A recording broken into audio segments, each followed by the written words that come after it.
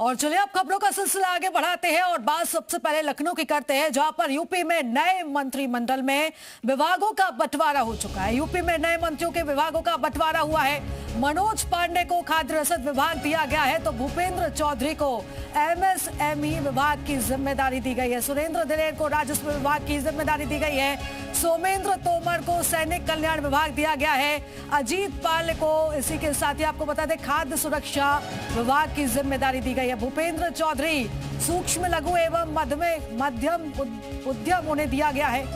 और ये तमाम उन मंत्रियों के नाम हैं जिन्होंने हाल ही में जो कैबिनेट में शामिल हुए थे, मंत्री पद की शपथ ली थी और अब इसी के साथ ही विभागों का बंटवारा भी हो चुका है। इस खबर पर ज्यादा जानकारी लेंगे, हमारे सहयोगी मयूर हमारे साथ जुड़ चुके हैं। मयूर, देखिए, कहा यह जा रहा था कि कल कैबिनेट की बैठक में विभागों का बंटवारा हो सकता है, लेकिन आज ही इन विभागों को बांट दिया गया है, जिम्मेदारी तय कर दी गई है। हाँ बिल्कुल, देखिए, कयास से लगाई जा रही थी कि विभागों का बंटवारा कब तक होगा। तो कल जो सुबह कैबिनेट बैठक थी तो उम्मीद थी कि कल शायद बंटवारा हो, लेकिन आज जिस तरीके से बैठक हुई, कार्यक्रम हुआ लोक भवन में, उसके बाद ये विभाग जो है तय कर दिया गया है, जिसमें 6 नए मंत्रियों को जिम्मेदारी सौंपी गई। इसी के साथ 2 जो पहले से मंत्री मौजूद थे उनके कार्यभार में बदलाव किया गया है। सबसे पहले भूपेंद्र सिंह चौधरी, जो कि पूर्व प्रदेश अध्यक्ष रहे, उनको सूक्ष्म लघु एवं मध्यम उद्यम विभाग दिया गया है। मनोज पांडे, समाजवादी पार्टी के बागी विधायक, बीजेपी में शामिल हुए, लंबे समय से इंतजार कर रहे थे कि उनको मंत्री बनाया जाए। उनको अब खाद्य एवं रसद तथा नागरिक आपूर्ति विभाग उनको दिया गया है। अजीत सिंह पाल पहले से मंत्री थे, राज्य मंत्री स्वतंत्र प्रभार, इनको खाद्य सुरक्षा एवं औषधि प्रशासन दिया गया है।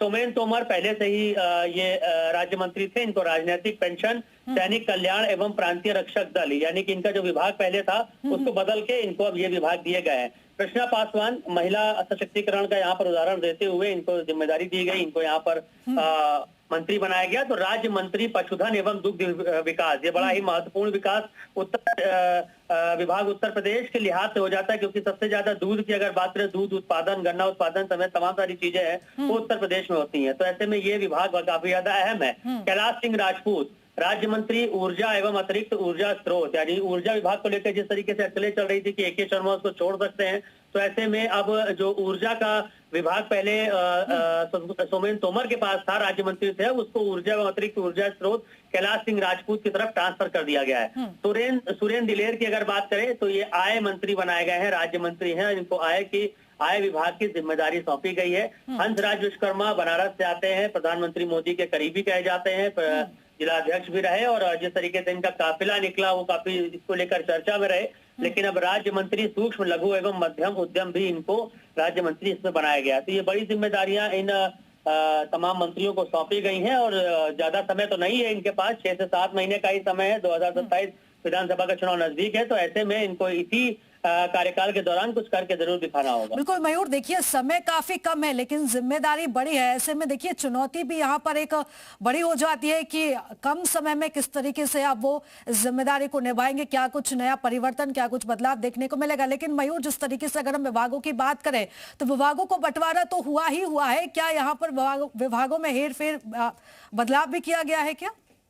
बिल्कुल, देखिए, मैंने जिस बात का जिक्र किया कि सोमेंद्र तोमर, जिनके पास जो राज्य मंत्री थे ऊर्जा एवं अतिरिक्त ऊर्जा स्रोत के, जो कि AK शर्मा का विभाग है, उसके साथ थे, तो उसमें हेरफेर करके अब कैलाश सिंह राजपूत को राज्य मंत्री ऊर्जा एवं अतिरिक्त ऊर्जा स्रोत बनाया गया। इसी के साथ जो सोमेंद्र तोमर का पहले विभाग था उसमें हेरफेर करके राजनीतिक पेंशन, सैनिक कल्याण एवं प्रांतीय रक्षक दल, ये इनको सौंपने का काम किया गया है। इसी के साथ अजीत सिंह पाल, राज्य मंत्री खाद्य सुरक्षा एवं औषधि प्रशासन, इनको बनाया गया है। तो तमाम जो बड़ी जिम्मेदारी है मंत्रियों को, हालांकि तमाम सारे सवाल खड़े होते हैं कि PWD किसके पास जाएगा, नगर विकास मंत्रालय जो है वो छोड़ सकते हैं AK शर्मा, वो बड़ा विभाग किसके पास जाएगा।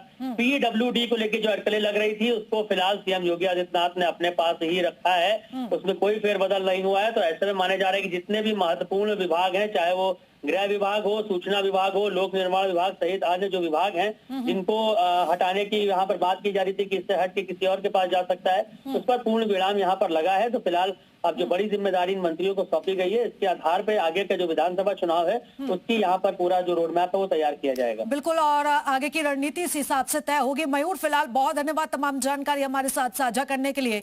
नजर आप बनाए रखिएगा, हम आपसे जानकारी लेते रहेंगे। तो आपको बता दें कि नए मंत्रिमंडल में अब विभागों का बंटवारा हो चुका है।